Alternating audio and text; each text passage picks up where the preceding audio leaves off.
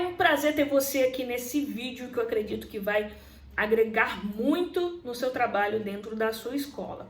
Vocês já viram aí que nós estamos movimentando mais o nosso canal aqui no YouTube e eu tenho certeza que o que eu tenho para te mostrar aqui vai aumentar os teus resultados dentro da sua escola. Você vai aprender a conduzir melhor o teu trabalho, você vai ser um profissional mais preparado para viver daquilo que você gosta, que eu tenho certeza que é o futsal. Então, hoje eu trouxe 5 grandes desafios que você vai enfrentar na relação com familiares, com os pais, com as mães, com os avós, tios, tias, enfim, dos alunos dentro da sua escola de futsal. Como você já sabe, eu sou a treinadora Ronélia, especialista em futsal e também fundadora da Panther Escola de Futsal. O primeiro grande desafio que eu acredito que todo professor enfrenta, e nós enfrentamos quase que com recorrência, né? É a terceirização da responsabilidade. Sabemos muito bem que hoje ter famílias cada vez mais estruturadas está difícil, né? Pais e mães que acompanham a vida dos filhos, isso também tem se tornado escasso. E que a escola, muitas vezes, do ensino formal, tem se tornado um braço na formação da personalidade, na formação do caráter da criança, né, do indivíduo. E na escola de futsal, por incrível que pareça, por mais que nós tenhamos pouquíssimas horas de trabalho com as crianças, essa terceirização de responsabilidade também acontece. Você quer um exemplo? Nós já tivemos alguns pais que pediram e perguntaram se nós não poderíamos fazer o acompanhamento escolar dos filhos, a cobrança pelo rendimento escolar das crianças.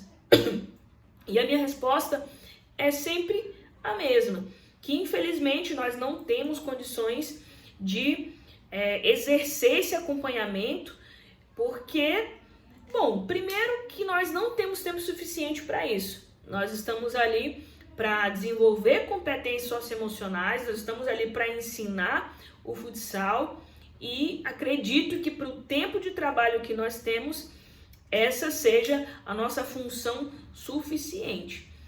Agora, o acompanhamento escolar, a vida escolar do filho, o que ele faz nas outras 23 horas, isso é de responsabilidade inteira do pai. E eu sempre peço que os pais e que as mães também assistam às nossas aulas, que eles acompanhem o que está sendo feito, que eles possam, quando quiserem argumentar, quando quiserem sugerir, quando quiserem fazer críticas, que eles possam fundamentar essas sugestões e também essas críticas, essas colocações para os nossos professores.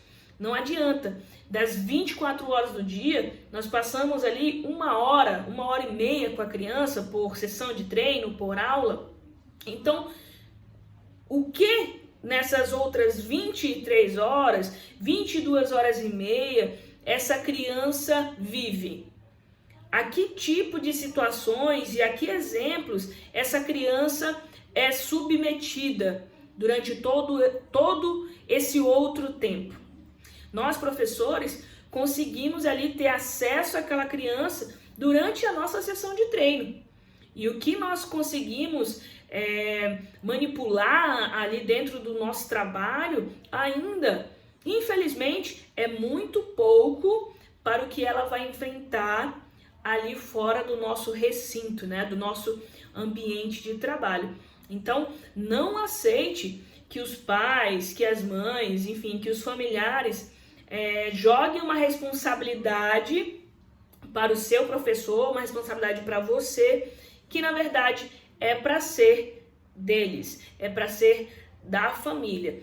Um exemplo também que já nos aconteceu é acerca de solicitarem uma conversa, um acompanhamento relacionado à alimentação da criança. Tudo bem, nós podemos conversar, nós podemos orientar, mas quem vai ser o principal responsável por estar ali administrando a alimentação do seu filho? Isso é o próprio pai, é a própria mãe, é a própria família. Afinal de contas, quando a criança está jogando futsal ali, ela não está comendo, ela não está se alimentando, ela está jogando e quando que eu vou poder, de uma maneira mais efetiva, estimular essa criança para mudar a alimentação? Então, essa terceirização da responsabilidade, ela acontece e é um grande desafio que você vai enfrentar na sua escola de futsal. O segundo tópico, tá, seria o levantamento de dúvidas acerca da sua metodologia. Para isso faz necessário que a gente entenda o que é metodologia, né? Na verdade, seria sobre o seu modelo pedagógico, na verdade. Seria a sua forma de ensinar a modalidade. Seriam as estratégias que você utiliza para que a criança aprenda a jogar futsal. Então, em alguns momentos, os pais vão apresentar ou levantar dúvidas acerca da performance, do aprendizado, do desempenho do seu filho ou da sua filha. E, consequentemente, vão questionar o seu processo metodológico, né? A sua forma de ensinar. Então, você deve estar muito bem preparado para argumentar acerca da sua proposta, daquilo que você entrega, né? Um dos fatores importantes, e acredito que seja até fundamental, é você ter métricas para apresentar a esse pai, a essa mãe. Mais para frente eu vou falar sobre essas métricas, mais para frente eu vou preparar algum material para vocês sobre métricas que você pode apresentar aos pais acerca do desenvolvimento do seu filho ou da sua filha. Então, esse questionamento da forma que você trabalha, o questionamento do exercício que você passa, o questionamento do jogo que você manipulou naquele dia, naquela sessão de treino, inevitavelmente acontecerá em algum momento. E mais ainda, quando você tem um pai, e eu estou falando de homens especificamente, homens que jogaram futebol, que jogaram futsal, que foram ex-atletas. Essas pessoas, por terem sido treinadas de maneira diferente, acreditam que a forma com a qual foram ensinados é a única forma que leva ao êxito. Então você precisa estar muito preparado, cientificamente falando, né, para poder explicar, para poder fundamentar, para poder contra-argumentar as colocações desse pai ou dessa mãe.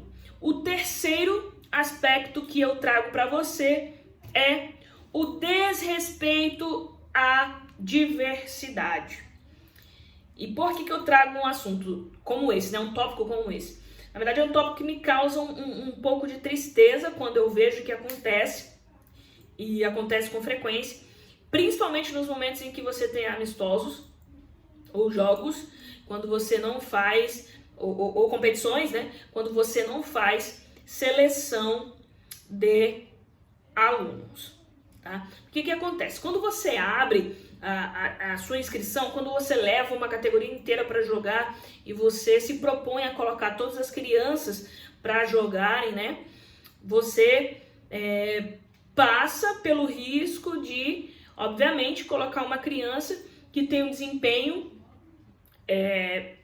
menor, né? Um desempenho abaixo de uma outra criança. E quando esse desempenho ele fica muito óbvio, muito evidente, quando essa distância entre os dois é muito grande, alguns pais, infelizmente, se colocam de uma maneira muito agressiva e diria também desrespeitosa lá na arquibancada, pedindo para tirar a criança, dizendo que o menino é ruim, dizendo que ele não deve jogar naquele time, pedindo para substituir. Então, imaginem você, os familiares dessa criança que está sendo pressionada a esse modo, como que eles não devem se sentir, e é claro, como a própria criança não deve se sentir. né? E eu tô falando isso não de modo que, então tem que proteger a criança não vai jogar. Também não é isso. Mas eu acredito que um processo de conscientização junto aos pais, né, um desenvolvimento de empatia, o desenvolvimento do despertar da consciência de que as crianças são diferentes e que elas têm desenvolvimentos diferentes, pode sim evitar situações de certa forma desconfortáveis, tanto para você como professor, profissional, quanto para a criança, quanto para os pais, né? Imagine também que uma situação como essa pode levar você, a sua escola, a perder alunos. Eu tenho certeza que esse não é o seu desejo, não é o seu intuito e não é o seu objetivo quando você coloca uma criança para jogar, né? Então, realmente, às vezes os adultos extrapolam os limites do respeito e da consciência e você precisa estar preparado porque isso em algum momento acontecerá, tudo bem? O quarto ponto, e esse que eu tenho certeza que acontece com você, é a inadimplência. É um dos desafios que você vai enfrentar e que impactam diretamente a estabilidade e a manutenção do seu negócio. Então, para que você tenha um índice de inadimplência baixo, você pode se utilizar de alguns recursos. O primeiro deles é você ter um controle financeiro da sua escola, um controle que você possa realmente fazer um acompanhamento mensal e a partir desse levantamento estatístico dos inadimplentes da sua escola, você estabelecer ações que vão fazer com que eles efetuem, né, o pagamento das mensalidades. Você pode utilizar SMS, você pode utilizar o próprio WhatsApp, você pode ligar, você pode utilizar e-mail marketing, enfim. Existem inúmeras ferramentas que podem te ajudar nesse processo aí de melhoria do percentual, né, de que o seu percentual de inadimplência se torne mais baixo. Afinal de contas, você precisa receber, você precisa pagar professores e é muito justo que o seu trabalho, né, seja reconhecido. E quando eu falo de ser reconhecido é no sentido financeiro, não fala somente de tapinha nas costas ou elogios, porque isso não paga os nossos boletos, certo? Então vamos para o quinto grande desafio que os professores, que nós, gestores de escolas, enfrentamos nessa relação com os pais. No caso, seria a ausência da participação familiar. E eu estou te dizendo isso porque nós passamos por isso. Eu sei que isso acontece. Isso está muito ligado ao tópico número 1 lá da terceirização da responsabilidade. Tá? Nessa ausência de participação, por exemplo, dentro da nossa escola nós iniciamos, né, a nossa comunicação através das listas de transmissão do WhatsApp. Deixa eu voltar um pouquinho aqui. Nós começamos com os grupos de WhatsApp, mas vocês lembram que lá no início não tinha possibilidade de bloquear a fala para os participantes, não tinha configuração de só o administrador falar, né? Então, nós passamos por algumas situações super desconfortáveis num grupo de WhatsApp, até porque todos se sentem muito encorajados quando estão em grupo, né? E não estão face a face. Poucas pessoas têm a integridade de falar face a face. Então, depois dessa situação, nós passamos a trabalhar com listas de transmissão. Mas a lista de transmissão, como você deve saber, para a pessoa receber a mensagem que eu passo na lista, ela tem que ter o meu número adicionado. Então, algumas das nossas comunicações passaram a não chegar para os pais. No entanto, eu entendi a partir dali que os pais também não se interessavam em estabelecer uma relação com o professor, estabelecer um contato com o professor. Então, quando perdiam algum evento, quando perdiam alguma atividade, diziam simplesmente que não tinham sido comunicados. Aí você pode dizer, e o comunicado de papel, né? Vamos fazer um recadinho aí e mandar. E quando a criança falta? Como é que nós podemos fazer isso? Então, eu penso que a aproximação familiar, que o papel do pai, da mãe, do avô, da avó, da tia, quando matricula uma criança numa escola esportiva, numa escola de idiomas, em cursos livres, enfim, a família precisa acompanhar, precisa estar presente até mesmo para que a criança se desenvolva cada vez mais com a participação do familiar, com a participação do pai, com a participação da mãe.